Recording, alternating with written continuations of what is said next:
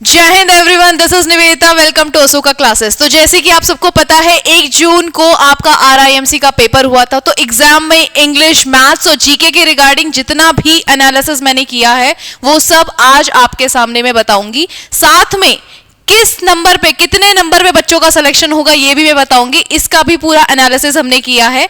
तो मैं सबसे पहले जीके की बात करूंगी क्योंकि मैं वही पढ़ाती हूँ। तो जीके जो 72 मार्क्स की बेटा आपकी आई थी, 72-75 मार्क्स की आपकी आई थी, उसमें जो पेपर में करंट अफेयर का पोर्शन था वो था 20 से 22 क्वेश्चन करंट अफेयर के, जो मैंने बच्चों से सुने थे। ठीक है, उसके बाद आता है स्टैटिक पोर्शन। तो स्टैटिक पोर्शन भी बहुत ईजी था। जिसने पीवाईक्यूज करे होंगे, प्रीवियस ईयर क्वेश्चन पेपर, उनको बहुत इजी लगा होगा क्योंकि उसी से मिलता जुलता पार्ट इनका इस बार भी आया था। कुछ क्वेश्चन सेम थे। जिन्होंने पीवाईक्यूज को अच्छे से किया होगा उनको समझ आ गया होगा उनको कितने मार्क्स उसमें एटलीस्ट लेकर आने हैं ताकि उनका एग्जाम क्लियर हो जीके से। ठीक है, तो सबसे पहले मैं आपको दिखाना चाहूंगी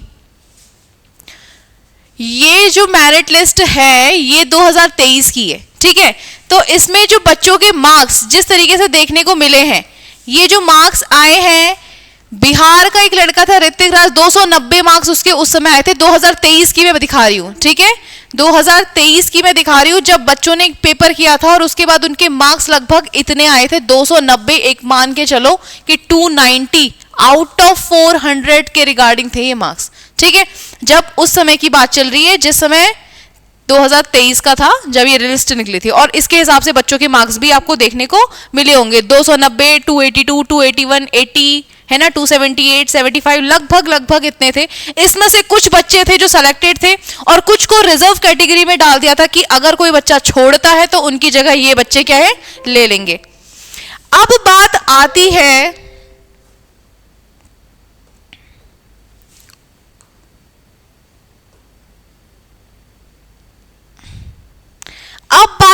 है कि 2024 का क्या सिनेरियो था। तो 2024 का सिनेरियो आपको मिलेगा,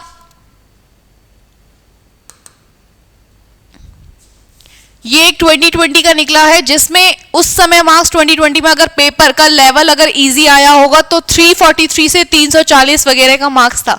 ठीक है, इसमें जो बच्चे के मार्क्स है देखो 338, 334, 333, 30, मतलब लगभग जितने भी बच्चे हैं यहाँ पे, जितने भी बच्चे उन सबके मार्क्स लगभग 300 के रिगार्डिंग ही थे, है ना। आप ये देख पा रहे हो, और पेपर 400 का आता है, आपको ये बात भी पता होगी। अब बात आती है कि ये तो 2020 का था, जो बच्चे 21 में सिलेक्शन ले रहे थे तो 20 का है। अब बात आती है उनका जिनकी मैं बात कर रही हूं, और मैं किन की बात कर रही हूं, मैं बात कर रही हूं 2024 का जो आया था।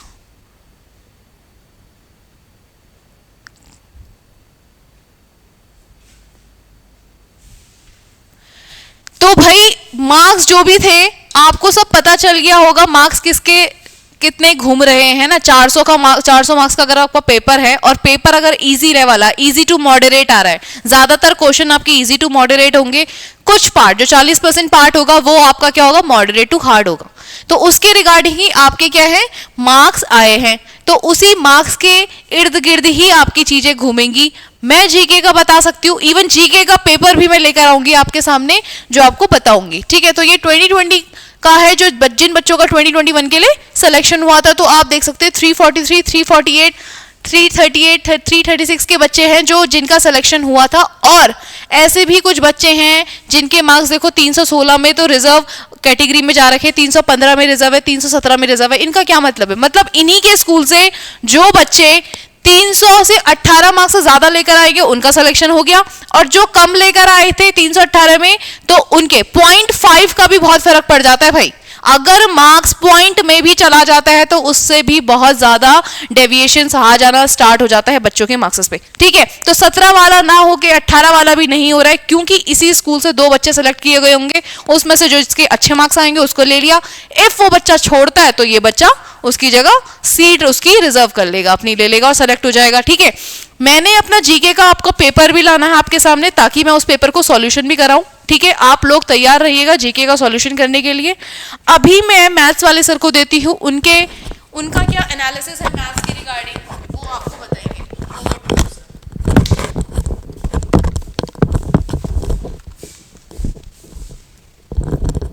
चलिए अब यहाँ पे ध्यान से देखिए, मैडम ने आपको जीके से रिलेटेड सारा कुछ बता दिया। अब मैं जरा मैथ्स का एनालिसिस आपको करके दिखाता हूं कि मैथ्स में क्या क्या हुआ है, इस साल का पेपर कितना डिफरेंट था पिछले साल से, ये हम लोग समझते हैं। ठीक है, अच्छा देखिए, मैथ्स का पेपर अगर आपने पिछले साल का किया है तो लगभग वैसा ही पेपर इस साल भी देखने को मिला है, क्योंकि बहुत सारे क्वेश्चंस रिपीट भी हुए हैं, रिपीट और उसी कॉन्सेप्ट पे बेस्ड क्वेश्चन यहां पे आए हैं। ठीक है, पूरा सॉल्यूशन हमने इसका कराया है, आप लाइव सेक्शन में जाके पूरा डिटेल में देख सकते हैं। ठीक, तो यहां पे देखिए, देखते हैं क्या क्या चेंजेस इस बार हुए हैं क्वेश्चंस में। यहां पे देखो प्रॉफिट लॉस के क्वेश्चन थे। ठीक है, प्रॉफिट लॉस के देखो अच्छे क्वेश्चन, और ये पिछली बार भी देखने को मिले हैं आपको। उसके बाद मेंजुरेशन से भी रिलेटेड बहुत सारे क्वेश्चन पूछे गए हैं। ठीक है, ज्योमेट्री से क्वेश्चन आए हैं। यहां पे देखो ये कैसा क्वेश्चन है, ये रीजनिंग बेस्ड भी क्वेश्चन आए हैं। ठीक है, ये जो बोल रहा था ना कि एक स्नेल ऊपर चढ़ता है फिर नीचे आता है, ये रीजनिंग का पार्ट है। तो रीजनिंग भी आपकी अच्छी होनी चाहिए, तब जाके आप इस पेपर में सेलेक्ट मतलब अपना अच्छा कर पाएंगे। देखते हैं जरा, इसके बाद परसेंटेज के क्वेश्चन आए हैं। परसेंटेज पे अच्छे क्वेश्चन बनते हैं बच्चों। ठीक है, और परसेंटेज के यहां पे क्वेश्चन आए हैं, देखो वोट्स पोल्ड वगैरह। ठीक है, ये परसेंटेज के क्वेश्चन हैं। उसके बाद ये डिविजिबिलिटी वाले, हाँ, कि कोई नंबर किसी से डिविजिबल हो रहा है नहीं हो रहा है, वो हमने चेक करना था, तो ये डिविजिबल वाले क्वेश्चन हैं। उसके बाद मेंजुरेशन के क्वेश्चन आगे देखो, सरफेस एरिया वॉल्यूम, ये आपको बहुत अच्छे से क्या करना था, रिवाइज करना था। ठीक है, आगे भी जब पेपर होगा तो मेंजुरेशन को अच्छे से करना है आपने। उसके बाद हम आगे बढ़े, अगर देखो ज्योमेट्री से रिलेटेड, ज्योमेट्री बोले या फिर मेंजुरेशन का ही पार्ट बोले, ट्रेपेजियम हो गया, पॉलीगन, ठीक है, ये उनके अंदर आता है। तो ऐसे भी क्वेश्चन हमको देखने को मिले हैं। आगे अगर बढ़े हम लोग, ठीक है, ये वही स्क्वायर एंड क्यूब रूट्स वाले क्वेश्चन, तो ये सारे क्वेश्चन हम लोग आपको कराते ही रहते हैं। ठीक है, तो आपने क्या है, हमारे साथ जुड़ा हुआ रहना है। आगे अगर बढ़े हम लोग, ये देखो ज्योमेट्री का क्वेश्चन आ गया, और ये पिछले साल भी पूछे गए हैं ऐसे ही एंगल बेस्ड पे। ठीक है, एंगल्स, डिग्रीज, इन पे तो ज्योमेट्री के क्वेश्चन यहां पे पूछे गए हैं। ठीक है, फिर आगे देखो, ये पूरा सॉल्यूशन जो है हमने कराया है आपको। ठीक है, तो आपको क्या करना है, वो ढंग से देखना है आपने कैसा कैसा किया है। फिर ये वही चीज मेंजुरेशन वाले क्वेश्चन आ गए, है ना। आगे हम लोग बढ़े, वही परसेंटेज, प्रॉफिट लॉस वाले, सारा कुछ हम लोग डिटेल में आपको पढ़ाते हैं। आगे देखो, ये वही रीजनिंग पे बेस्ड क्वेश्चन। ठीक है, जनरल रीजनिंग जो है आपकी, ये सेम चीज हो गया। मेंजुरेशन पे बेस्ड, पेंटिंग, ठीक है, कॉस्ट, वो सरफेस एरिया वाला वगैरह, एरिया पैरामीटर, उन पे बेस। आगे देखो, ये रीजनिंग का पार्ट है, क्रिप्ट थ्योरम, ठीक है, क्रिप्टा थ्योरम। उसके बाद आगे एलसीएम, एचसीएफ वाले क्वेश्चन, ऐसे क्वेश्चन भी पूछे जाते हैं, है ना। और फिर आगे अगर हम लोग बढ़े, ये वही है सिंप्लीफिकेशन वाले क्वेश्चन। हाँ, तो ये सब क्या है, आपको रूल्स आने चाहिए। हाँ, तो रूल्स तभी आएंगे जब आप ढंग से हमारे साथ क्या करेंगे, पढ़ाई करेंगे। आगे देखते हैं हम लोग, ये वही सेम चीज, प्रॉफिट, देखो प्रॉफिट लॉस वाले, देखो कितने सारे क्वेश्चन आ रहे हैं। प्रॉफिट लॉस वाले क्वेश्चन इस साल भी और पिछले साल भी पूछे गए हैं। प्रॉफिट लॉस हो गया, परसेंटेज हो गया, ये कुछ चैप्टर ऐसे हैं जो आपको एकदम अच्छे से होने चाहिए रिवाइज। ठीक है, और देखो 200 नंबर का है मैथ्स का पेपर, 200 नंबर मतलब 50% वेटेज तो केवल मैथ्स और रीजनिंग से है। ठीक है, 50% वेटेज होल्ड करता है मैथ्स। यहां पे देखो आगे एलसीएम, एचसीएफ, देखो रिपीट हो रहे हैं बहुत सारे क्वेश्चन। एलसीएम, एचसीएफ हो गया आपका परसेंटेज हो गया, आपका प्रॉफिट लॉस हो गया, मेंजुरेशन हो गया, ज्योमेट्री हो गया। ये कुछ ऐसे चैप्टर है ना जो बहुत ज्यादा वेटेज होल्ड करते हैं। आगे भी अगर हम लोग देखें, ये टाइम एंड वर्क वाला, देखो टाइम एंड वर्क वाला क्वेश्चन, हाँ, ये हम सारे शॉर्ट ट्रिक्स आपको बताते हैं कैसे कैसे करके सॉल्व करने हैं। ये एवरेज वाले क्वेश्चन। आगे बढ़े, वही मेंजुरेशन वाले क्वेश्चन, है ना। मेंजुरेशन भी बहुत जबरदस्त तरीके से पूछी गई। ये भी मेंजुरेशन का क्वेश्चन, देखो सेमी सर्कल, इसका एरिया, है ना। तो मेंजुरेशन से बहुत ज्यादा क्वेश्चन पूछे जा रहे हैं, और ये पिछली बारी भी पूछे गए हैं। तो मेंजुरेशन एक बहुत अच्छा पार्ट है मैथ्स में, जो कि आपको अच्छे से रिवाइज होना चाहिए। ये देखो, ये रीजनिंग का पार्ट है, ठीक है। और रीजनिंग में भी सिटिंग अरेंजमेंट एक पार्ट है, रीजनिंग के अंदर सिटिंग अरेंजमेंट। तो इस सिटिंग अरेंजमेंट का क्वेश्चन, रीजनिंग में ज्यादा क्वेश्चन नहीं आए हैं, पर कुछ कुछ जैसे सिटिंग अरेंजमेंट का ये क्वेश्चन है, ये पूछा गया है। ठीक है, ये तो वही हो गया आपका, ठीक, एंगल उंगल वाला। उसके बाद नीचे अगर आ जाओ आप, ये फिर से मेंजुरेशन टाइप, मेंजुरेशन के क्वेश्चन है, वॉल्यूम, एरिया, वो सब, है ना। देखो ये क्या है, ये है compound interest, compound interest, simple interest. इनसे भी एक एक दो दो क्वेश्चन हर बारी पूछता है। Compound interest, simple interest. तो ये भी आपका सेक्शन जो है अच्छा होना चाहिए, कंपाउंड इंटरेस्ट और सिंपल इंटरेस्ट का। उसके बाद अगर हम लोग नीचे आ जाएं, वही HCF LCM वाला है ये, ठीक है। और ऐसे करते हुए अगर हम नीचे चलें तो ये सिंपल इंटरेस्ट का क्वेश्चन आ गया। देखो, सिंपल इंटरेस्ट, कंपाउंड इंटरेस्ट, ये भी अच्छा होना चाहिए। ये सिंप्लीफिकेशन वाले क्वेश्चन है। और लास्ट में देखो, ये क्या है, ये पाई चार्ट। तो पाई चार्ट वगैरह किसका है, DI का पार्ट है, डेटा इंटरप्रिटेशन। तो ऐसे क्वेश्चन भी पूछे जाते हैं। तो मैक्सिमम वेटेज किस किस का है आप बताओ। हमने पूरा एनालिसिस कर दिया, तो इसमें हमें ज्यादा क्वेश्चन देखने को मिले हैं मेंजुरेशन से, ठीक है। HCF LCM के क्वेश्चन देखने को मिले हैं, परसेंटेज के, प्रॉफिट लॉस, ठीक है। और रीजनिंग से देखें तो सिटिंग अरेंजमेंट वाले क्वेश्चन। तो ऐसे क्वेश्चन, ये सारा कुछ आपको अच्छी तरीके से आपका रिवाइज होना चाहिए, प्रैक्टिस होनी चाहिए इसमें। और प्रैक्टिस तो देखिए हम लोग कराते हैं, पूरा का पूरा पेपर हमने क्या सॉल्व किया है, तो आपको लाइव सेक्शन में जाके वो डिटेलिंग में देखना है। तो ये था पूरा एनालिसिस मैथ्स का, ठीक है। हमने सब कुछ देख लिया कि कहां कहां से ज्यादा वेटेज आ रहा है एग्जाम में। अब इंग्लिश वाले सर, दीक्षांत सर, आपको इंग्लिश का बताएंगे, उसमें कैसे कैसे आपका एनालिसिस था या है, हम लोग करेंगे। चलिए सर, ओवर टू यू।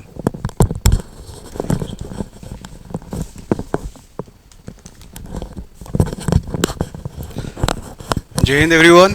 सो आपको जीके और मैथ्स का एनालिसिस सर ने बता दिया है, मैम ने भी बता दिया है। अच्छा, first and the foremost thing, कोई भी आपका एग्जाम होता है, कोई हार्ड इजी वाला नहीं होता। मैं हमेशा स्टूडेंट्स को बोलता हूँ कि always prepare for fire and water, हर परिस्थिति के लिए तैयार रहें, लेवल चाहे जैसा भी आए, बट आपकी प्रिपरेशन कंप्लीट होनी चाहिए। अगर प्रिपरेशन कंप्लीट है तो आपको एग्जाम में कोई प्रॉब्लम नहीं आने वाली।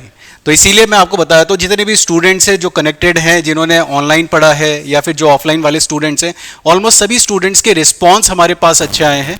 और उन्होंने यही बात बोली है कि सर हमारे जो अटेम्प्ट्स हैं वो अच्छे गए हैं। वो अच्छे इसलिए गए हैं क्योंकि उन्होंने अंडरस्टैंड करा है, क्रैम नहीं करा है। क्रैमिंग होती है बेटा एक अलग ही चीज़, ठीक है। क्रैमिंग मतलब रटने के लिए बोला जाता है। तो इंग्लिश में बात करते हैं कि इंग्लिश में आपका कितने पार्ट, कितने कितने मार्क्स का रहा और क्या क्या सेगमेंट बने इस बार आपके।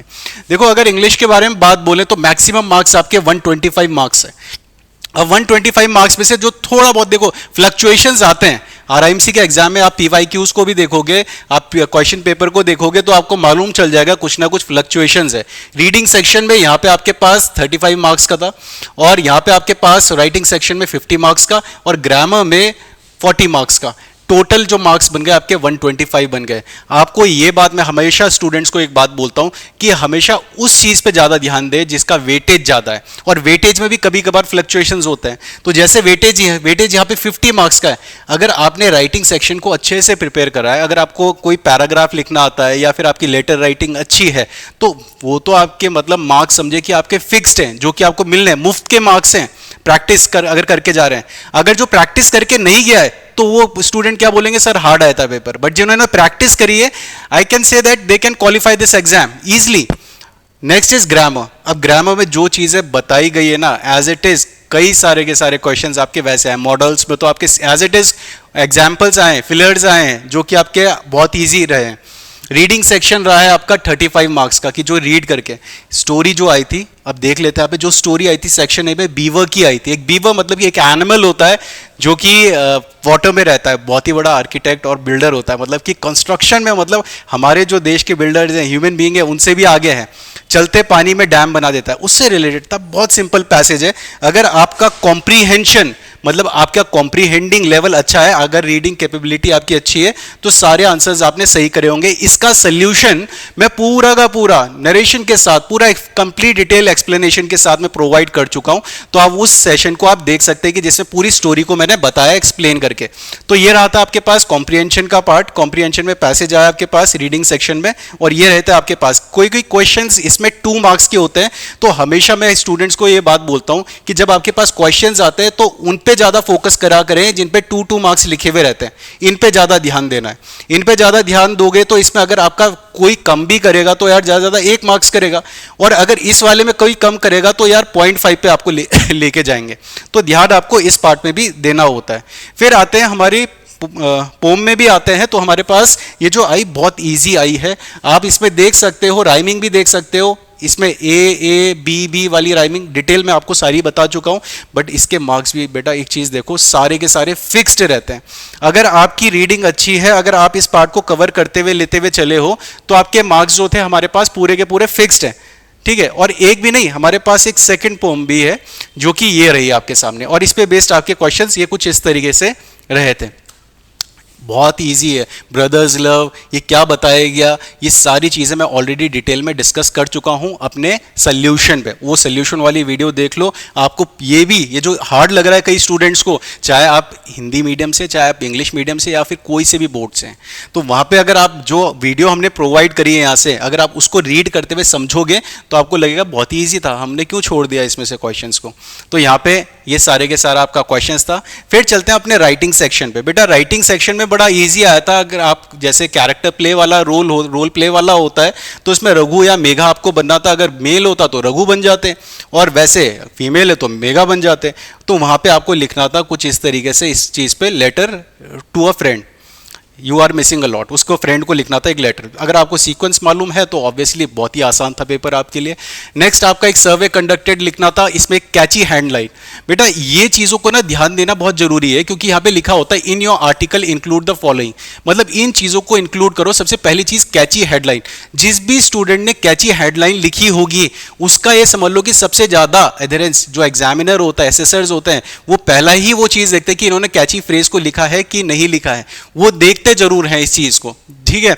जैसे मैंने एक कैची फ्रेज आपको इस हेडलाइन एक लिखवाई थी कि a sound mind in a sound body, एक स्वस्थ शरीर में स्वस्थ मस्तिष्क का निवास होता है, ये बात मैंने आपको बताई थी एक्सप्लेन करके। तो ये एकदम से रिटेन होता है कि मतलब कि हाँ इसने कैची फ्रेज को यूज करा है।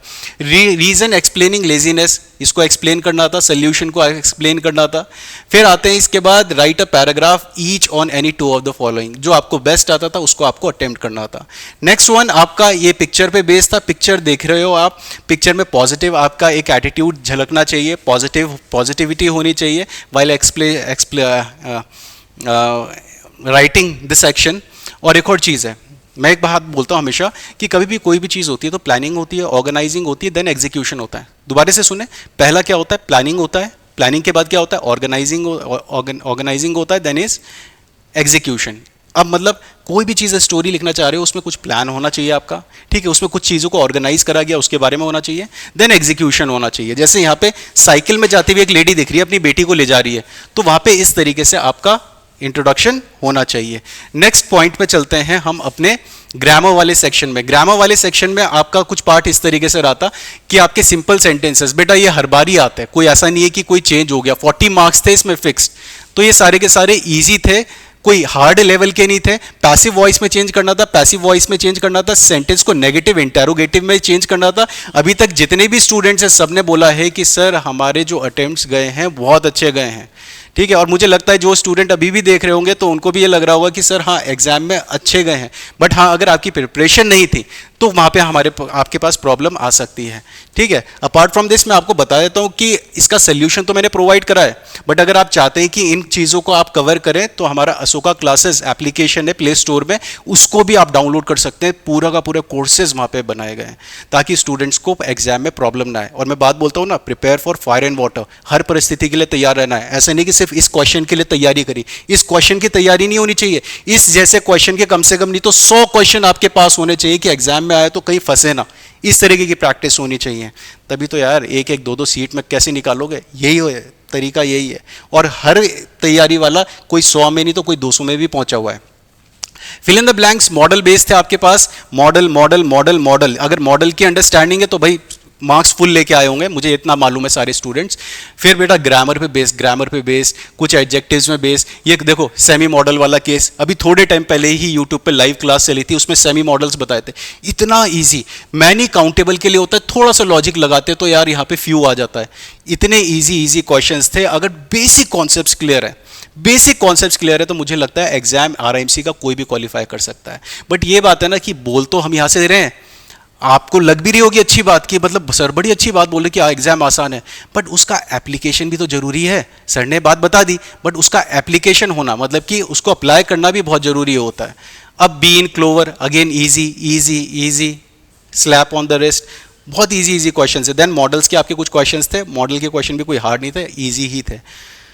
तो ये आपके पास क्वेश्चंस थे और ये रहा आपके पास इडियम्स एंड फ्रेजेस का एक पार्ट। बाकी और कुछ क्वेश्चंस भी थे जो आपकी क्लास में कराए गए थे, ऑलमोस्ट वैसे ही थे, ऑलमोस्ट वैसे ही थे। और इडियम्स एंड फ्रेजेस तो मैं बोलूँगा एज इट इज़ जो कि आपको क्लास में करवाए गए हैं उसी तरीके के क्वेश्चंस आए हैं।